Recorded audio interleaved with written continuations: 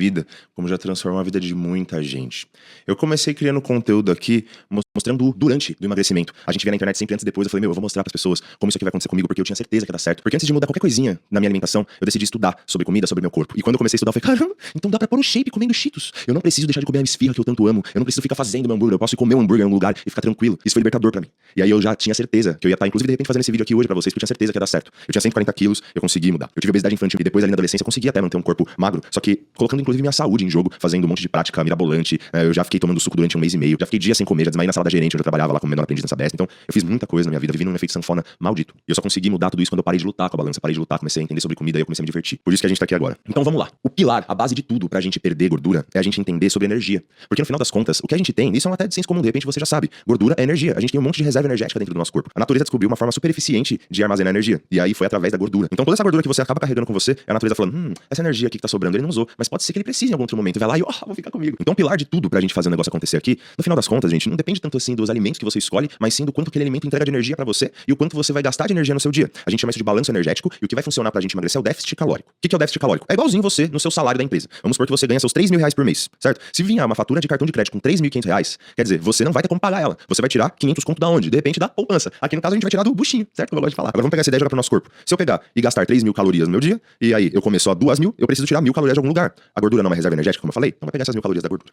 Caloria, gente, é uma medida de energia, beleza? Simplesmente assim, é como a gente mede. Então, a gente pode pegar uma regra e falar que isso aqui tem um comprimento, é tantos centímetros, beleza. Aí, como que a gente mensura energia? Caloria. É simples assim, certo? Então a gente precisa gastar mais do que a gente come. Então beleza, agora acaba a aula por aqui, né? Porque é só eu gastar mais do que eu como, eu vou ver a caloria dos alimentos aqui, tô fazendo minha atividade física e tal, acabou, é só isso, então acabou a próxima aula. Não, mano. Porque os alimentos, eles não são também só fonte de energia. Ou você acha que, por exemplo, aqui, esse azeite aqui é a mesma coisa desse flocão de milho. Não. E pra gente realmente perder peso, fazer a manutenção da nossa saúde ao mesmo tempo, melhorar a nossa saúde, inclusive, criar um ambiente propício pro ganho de massa muscular, pra gente, mano, realmente ter vitalidade na nossa vida, disposição, a gente tem que olhar um pouquinho com mais carinho pros alimentos, um pouquinho mais no detalhe. E aí a gente entende que a caloria, no final das contas, vem da digestão dos macronutrientes.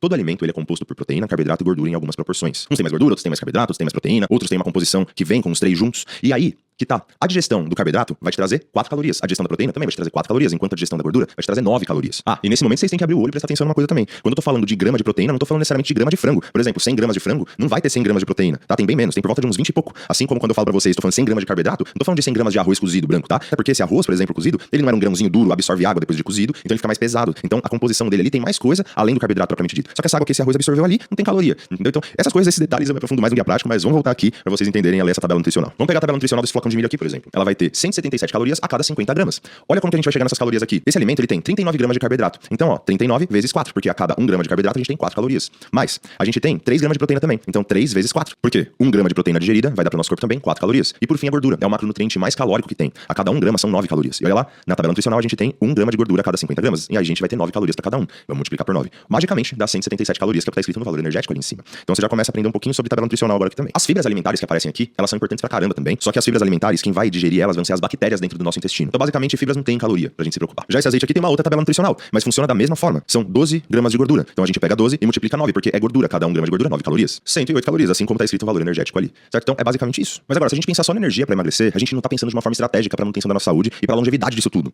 Justamente porque nosso corpo não lida só com a energia. Ele vai usar essas moléculas de gordura, de proteína e de carboidrato de forma diferente. Eu vou trazer uma analogia aqui pra vocês começarem a entender um pouquinho mais por que serve cada um desses macronutrientes. Vamos supor que tu é um pedreiro e aí você quer construir uma parede nova, certo? Mas tem uma parede meio velhinha ali também. Então ele tem que arrebentar aquela parede velha, limpar a casa pra subir novo, certo? O pedreiro, nesse contexto, ele é como se fosse o nosso carboidrato, beleza? É o que vai ter energia, tanto pra derrubar aquela parede quanto pra construir uma parede nova. Tem a proteína, que seriam os tijolinhos dessa parede, e aí tem a gordura, que é o cimento ali pra deixar tudo unido e sólido, certo? Se você pega e não coloca carboidrato, o pedreiro não vai ter energia ali pra pegar e subir com aquela parede, não vai ter energia pra destruir a parede antiga. Se você não coloca proteína o suficiente, não tem tijolo pra subir a parede. Ao mesmo tempo que se você coloca proteína demais, depois que ele construiu a parede ali, não tem mais pra que ele usar tanto tijolo, vai sobrar tijolo, vai ter que jogar fora, é desperdício. Não é uma parede infinita. Vamos supor que tem que construir uma parede do tamanho dessa sala aqui por dia. É o máximo que ele consegue fazer, depois ele tem que dormir também, né? E tem a gordura, que é o cimento. E aí se você pega e coloca um montão de cimento também, putz, cara, não vai ter aquele acabamento legal, né? Vai ficar cimento escorrendo pra todo lado. Não dá certo. Então tem que ser nas quantidades específicas. Pra resumir agora, a proteína ela tem um papel mais estrutural no nosso corpo. A gordura também, ela tem um papel estrutural, mas ela também vai participar da produção hormonal, ela também ajuda na absorção de vitaminas ali na digestão, tem um monte de coisa. E o carboidrato, majoritariamente, ele é a nossa fonte de energia principal. Não que a gente não consiga tirar energia da proteína e da gordura, mas o carboidrato é a principal. Eu dou um pouquinho mais de detalhes sobre os macros e o funcionamento deles lá no guia prático, mas com isso você já consegue se virar bem. O carboidrato aqui que vai acabar mandando no déficit calórico ou no superávit calórico, dependendo se você tá com intenção de fazer uma dieta para ganho de massa muscular ou não. O déficit calórico para quem quer perder gordura, o superávit superávit calórico pra quem quer ganhar músculo. Mas não necessariamente você fazer um déficit calórico não quer dizer que você não vai conseguir ganhar músculo, beleza? Muito pelo contrário, principalmente se você é iniciante.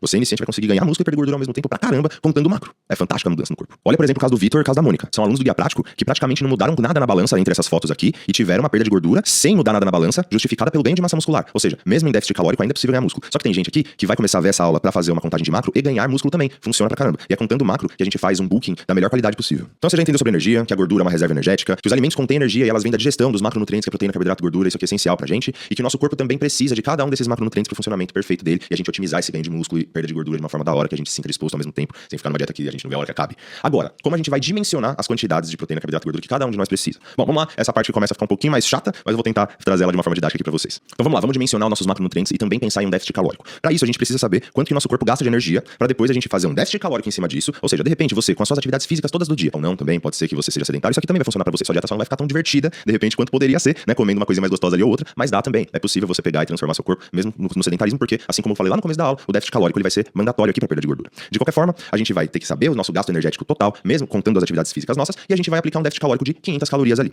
Se você tá com uma obesidade muito alta, gente, aí sim, de repente, faz sentido você colocar 1000 calorias de déficit calórico, porque é por uma questão até de palatabilidade, porque os números que vão aparecer aqui, não se assuste, vão ser altos, são calorias altas. Ah, mas eu vou comer tudo isso aí, não vou emagrecer, não. Vai dar bom. Olha quanto relato já tem.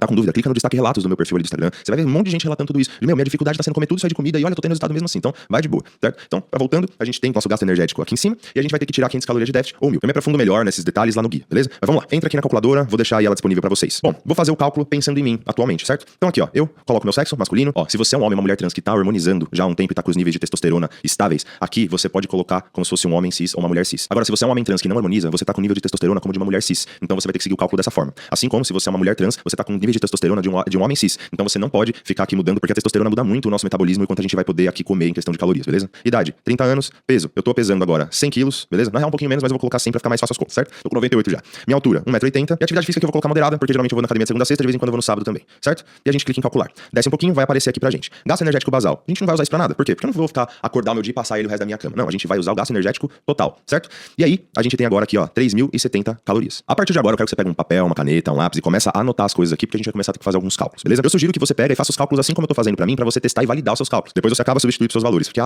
não sei se eu tô fazendo o cálculo certo, o cálculo errado. E é por isso que, inclusive, tem um plantão de dúvidas lá no guia pra eu tirar a dúvida de todo mundo, que mesmo assim não conseguiu fazer os cálculos, beleza? Mas vamos lá. 3.070 calorias. Se eu comer 3.070 calorias, eu vou manter o meu peso fazendo atividades físicas de 4 a 6 vezes na semana. É isso. Mas eu agora quero perder um pouquinho mais de gordura. Eu ainda tô com 98 quilos, acredito que dá pra chegar ali por volta de uns 90 quilos, certo? E aí a ideia é a gente fazer um déficit calórico de 500 calorias. Com isso, estima-se que a gente perca meio quilo de gordura por semana. Isso é incrível, gente. Você pode ver a balança ficar parada, assim como no caso do Vitor e da Mônica, como eu mostrei pra vocês, e você pode ver a balança despencar. Só que comendo dessa forma aqui, você vai perder meio quilo de gordura por semana. Por que o peso caiu tanto? De repente a retenção de líquido, alguma coisa assim. Porque o peso se manteve. Porque provavelmente você tá ganhando um musculinho aí no meio, certo? Agora que você vai começar a bater macro, seu corpo vai se ajustar todo.